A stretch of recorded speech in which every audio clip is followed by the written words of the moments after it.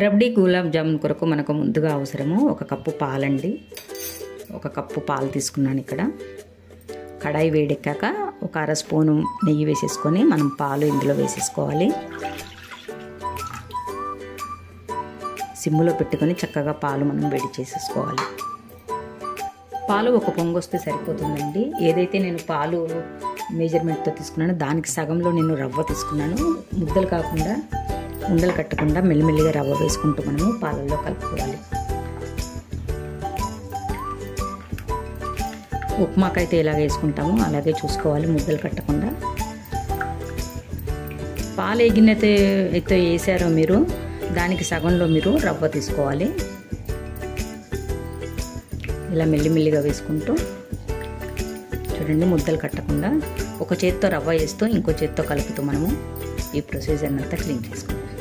చూసారా, కొంచెం కూడా ఇక్కడ ముద్ద కట్టలేదు. కొంచెం సిమ్లో పెట్టుకొని మనము దీన్ని మగ్గించుకోవాలి. ఒకవేళ రవ్వ బరకగా ఉండి సన్నగా ఉన్నట్టయితే, ఉడకకపోతే, ఇలా సరిపోకపోతే ఇందులో కొంచెము నీళ్ళు వేసుకున్నా ఏం పర్వాలేదండి. ఇది కరెక్ట్గా సరిపోయింది, కానీ రవ్వ కొంచెం ఉడకాలి. అందుకే 1 స్పూన్ అంతము నేను నీళ్ళు వేసేస్తున్నాను. ఇది సరిపోతుందండి. ఇప్పుడు సిమ్ములో పెట్టుకొని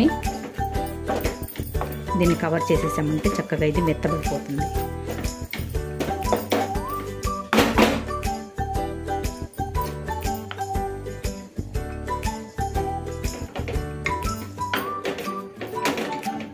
సిమ్లోనే ఉంచేసుకోవాలి. చక్కగా ఒక మూత పెట్టుకొని 2 నిమిషాలు అయిన తర్వాత గ్యాస్ ఆఫ్ చేసేసుకోవాలి. గులాబ్ జామున్ కొరకు రవ్వ అయితే వేడి చేసేసామండి. కాబట్టి మనకు రబడీ కోసం ఇక్కడ మనకు 4 నేను స్లైసులు తీసుకున్నాను. వీటిని మనం సైడ్లు చక్కగా కట్ చేసేసుకోవాలి. ఇలాగా 1 లీటర్ పాలు ఉంటే చాలండి, చక్కటి స్వీట్ మనకు రెడీ అయిపోతుంది. ఇప్పుడు రాబోయే పండుగల కోసము, రక్షాబంధన్ ఇవన్నీ వస్తున్నాయి కదా, చక్కగా మనం ఇంట్లోనే రెడీ చేసి పెట్టేసుకున్నామంటే 1 రోజు 2 రోజుల ముందు వచ్చిన గెస్టులకి, అన్నతమ్ములకి అందరికి చక్కగా మనం సర్వ్ చేసేసుకోవచ్చు ఫ్రెండ్స్. కాబట్టి 4 ముక్కలు తీసేసుకున్నాను. ఇవి మనం పక్కన పెట్టుకొని చక్కగా చిన్న చిన్న ముక్కలుగా చేసేసుకొని మనం గ్రైండ్ పట్టేసుకోవాలి. ఒకే రౌండ్లో చక్కగా వేడికిపోతుంది, రవ్వ అయిపోతుందండి. ఇది సరిగ్గా చక్కగా గ్రైండ్ అయిపోతుంది.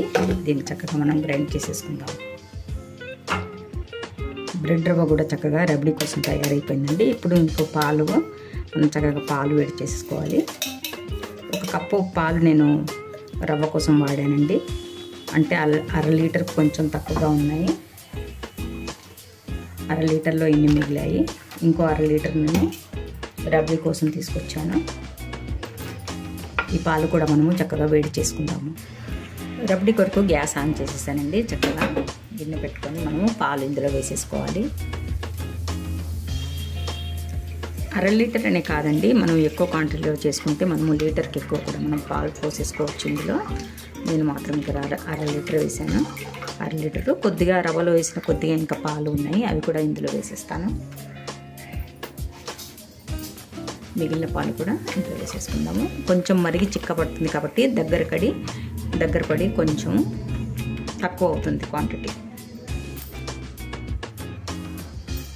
రవ్వ కొద్దిగా చల్లారిందండి. చక్కగా దీన్ని ఇలా మెదిపేసుకోవాలి. కొంచెం వేడిగా కాబట్టి నేను చేయి పెట్టట్లేదు. బాగా చల్లారితే గట్టి పడిపోతుంది. కొంచెం వేడిగా ఉన్నప్పుడే మనం చాలా చక్కగా మెత్తగా ఇలా మెదిపేసుకోవాలి. చేతికి కొంచెం ఆయిల్ కానీ నెయ్యి కానీ రాసేసుకొని ఇప్పుడు మనం చక్కగా వీటిని చిన్న చిన్న ముద్దలుగా కట్టేసుకుందాము.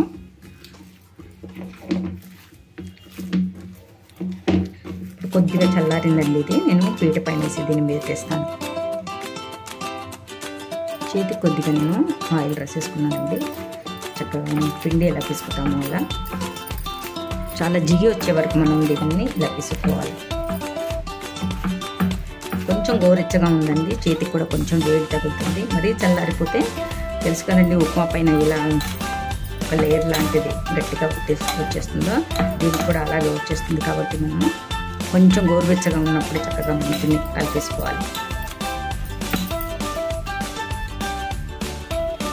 ఒక 2-3 నిమిషాల వరకు చక్కగా దీన్ని మెదిపేసానండి. చక్కగా పిండి ముద్దలా రెడీ అయిపోయింది.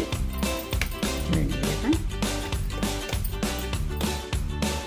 కొంచెం ఇలా చమ్మర రాసుకొని కొద్దిగా తీసుకుంటూ చిన్న చిన్న ముద్దలుగా మనం రౌండ్గా కట్టేసుకోవాలి.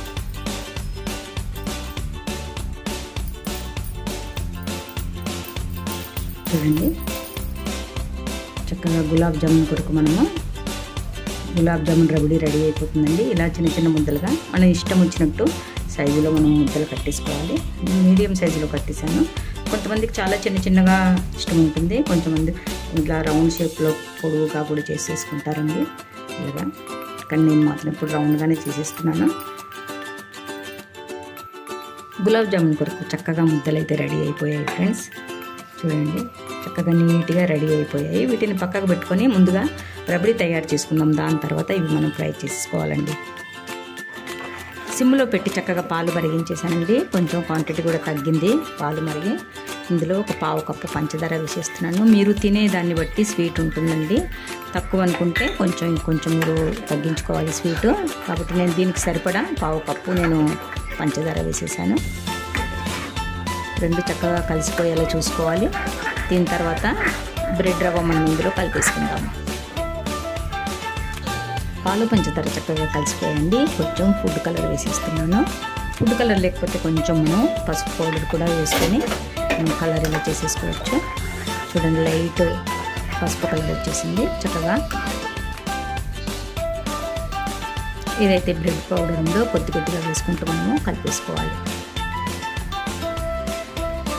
చక్కటి రెసిపీ అండి. పిల్లలు అయితే చాలా ఇష్టంగా తింటారు. ఎప్పుడు పడితే అప్పుడు స్వీట్ కావాలని బయటికి వెళ్ళి తెచ్చుకోకుండా ఇలా ఇంట్లోనే ప్రిపేర్ చేసుకున్నామంటే చక్కటి రెసిపీలు ఎన్నో ఉన్నాయండి ఇంట్లో చేసుకోవడానికి.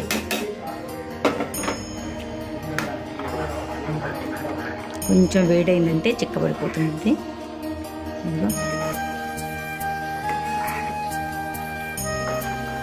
కలుపుతూ ఉండగా ఒకవేళ చిక్కబడకపోయినట్టే ఇది చిక్కబడలేదండి. అందుకే కొంచెం నేను బ్రెడ్ పాలు సరిపోయింది కానీ కొంచెం నేను కస్టర్డ్ పౌడర్ మిక్స్ చేసేసాను మరి చిక్కబడడానికి.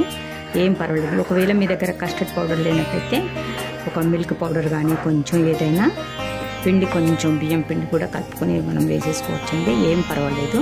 కానీ స్వీట్ మాత్రం చాలా రుచిగా ఉంటుంది ఏది వేసుకున్నా కానీ. చిక్కబడిపోతుంది చూడండి. రబడీ మాత్రం చక్కగా రెడీ అయిపోయింది ఫ్రెండ్స్. ఇదే సమయంలో పంచదార చూసుకొని మీకు ఎక్కువ తక్కువ కొంచెం కావాలంటే ఇదే టైంలో మీరు వేసేయాలి. కానీ నేను వేసిన పంచదార చక్కగా స్వీట్ సరిపోయింది. అంటే మామూలుగా మరీ నోట్లో వేసుకోకుండా తీయగా తగులుతుంటుంది. అలా కాకుండా మరీ చప్పగా కాకుండా నేను వేసింది మాత్రం సరిపోయింది ఫ్రెండ్స్. మీరు చూసుకొని దీన్ని సరిదిద్దుకోవాలి. ఇప్పుడు ఇది రెడీ అయిపోయిందండి రబడీ. దీన్ని పక్కకు పెట్టేసుకుందాం. ఇప్పుడు ఆయిల్ చక్కగా వేడెక్కిందండి. 2 లేక 4 వేసుకుంటూ సిమ్లో పెట్టుకొని మెల్లిగా డీప్ ఫ్రై చేసుకోవాలండి. సన్నటి సెగలో 4 లేక 5 వేసుకొని ఫ్రై చేసేసుకోవాలి. వేయగానే కడాయికి అంటుకోకుండా స్పూన్తో జాలితో కాకుండా ఇలా చక్కగా కొంచెం ఇలా లూజ్ చేసామంటే కింద అంటుకోకుండా ఉంటాయండి. కడాయిని పైకి లేపి కొంచెం ఇలా అన్నామంటే చూడండి కరెక్ట్గా సరిపోయింది. చక్కగా వేగిపోతాయి. ఇప్పుడు 2 నిమిషాలండి. మంచి గోల్డెన్ కలర్ వచ్చేసిందండి. వీటినన్నిటిని బయటకు తీసేసుకోండి. మంచి కలర్ వచ్చే వరకు చూసుకొని గులాబ్ జామున్ అన్నిటిని నేను ఫ్రై చేసేసానండి. చక్కగా గులాబ్ జామున్ ముద్దలుగా రెడీ అయిపోయాయి. ఇక్కడ రబడీ కూడా కొంచెం చల్లారింది. అంటే కొంచెం గోరువెచ్చగానే ఉందండి. కొంచెం గోరువెచ్చగా ఉన్నప్పుడే మనము ఈ గులాబ్ జామున్ అన్నిటినీ రబడీలో వేసేసుకోవాలి.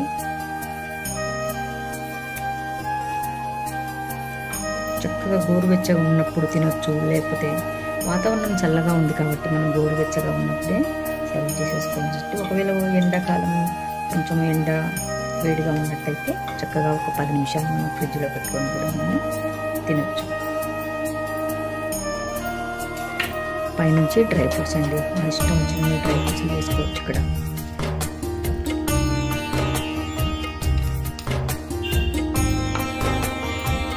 కాజు బాదం కట్ చేసాము కదా, కొద్దిగా పిస్తా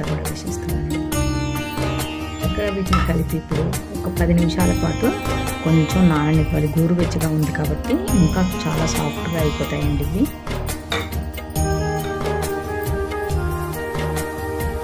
ఒక 10 నిమిషాలు నానితే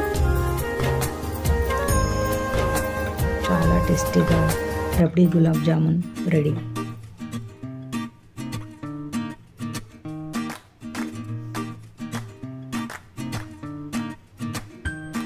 ఒక బౌల్ తీసుకొని అందులో మనం సర్వ్ చేసుకుందామండి.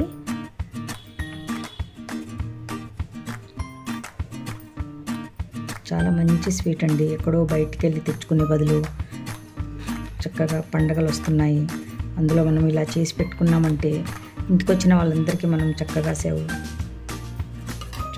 ఇచ్చింది పైనుంచి ఇంకా కొంచెం వేసేసుకుందాము.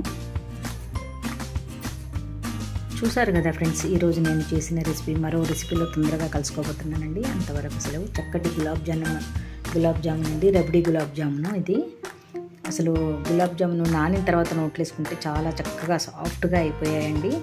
సిరప్లో కాకుండా ఇలా రబ్డీలో కూడా వేసుకుంటే చాలా టేస్టీగా కూడా ఉన్నాయి గులాబ్ జామున్. మరి మీరు కూడా ట్రై చేయగలరనుకుంటున్నాను. మరో రెసిపీలో తొందరగా కలుసుకోబోతున్నానండి. అంతవరకు సెలవు. బాయ్.